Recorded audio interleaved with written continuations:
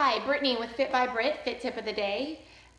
Some articles you're reading in magazines will be starting to say, or have been saying, that people should not do crunches or sit-ups. They're bad for us.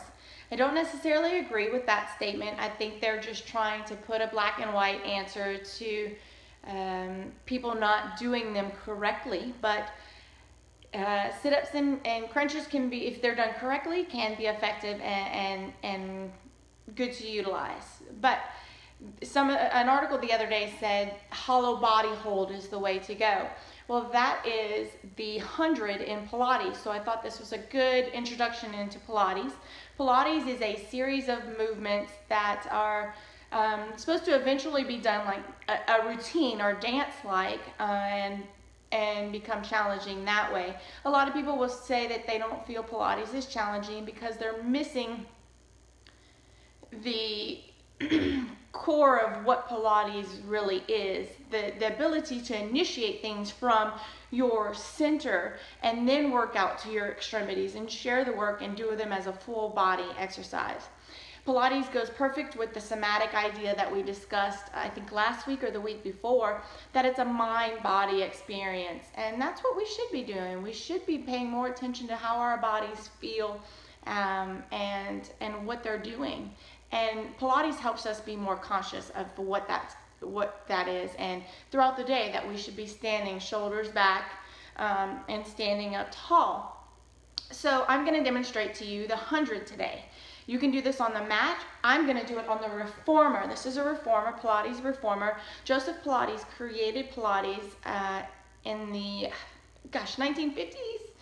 And in World War II, the interesting part, or why people started taking note on Pilates, was the people he was training and teaching did not catch the epidemic flu that was going around. I hope I'm getting this right. The flu that was going around. And so that's pretty interesting, right? Exercise can help us avoid illness and sickness. Well, at that time they noticed that Pilates did. So I'm going to show you the 100. Or what some magazines would refer to as the hollow body hold. You're going to start on your back. Legs are on what we call tabletop. Head is going to be up, eyes are going to be in your belly. Now, a lot of people complain that their neck hurts in crunches. That's because we tend to let our neck fall back versus the weight staying here in the powerhouse. If we keep our head over our neck, there should be no strain to the neck, because the weight on the axis is 0. It's when we start to let it fall back that there tends to be weight on this axis, the neck. So head up, eyes into your belly. That also allows us to get visual feedback on what's going on in the belly. Okay? This is working your transverse abdominis and your rectus abdominis. So you want to make sure you're keeping your belly drawn in and tight. The hard thing about training that transverse abdominis is we have to physically think about drawing it in.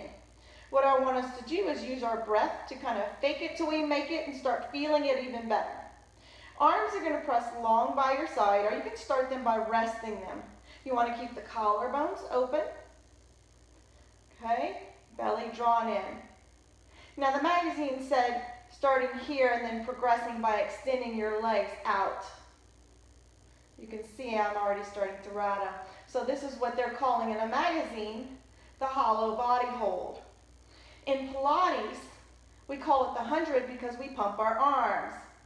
We're going to inhale for 5 breaths. Exhale for 5 breaths. Inhale, try to grow tall in our torso. Exhale, try to draw in and stabilize. And then we progress also by extending our legs out.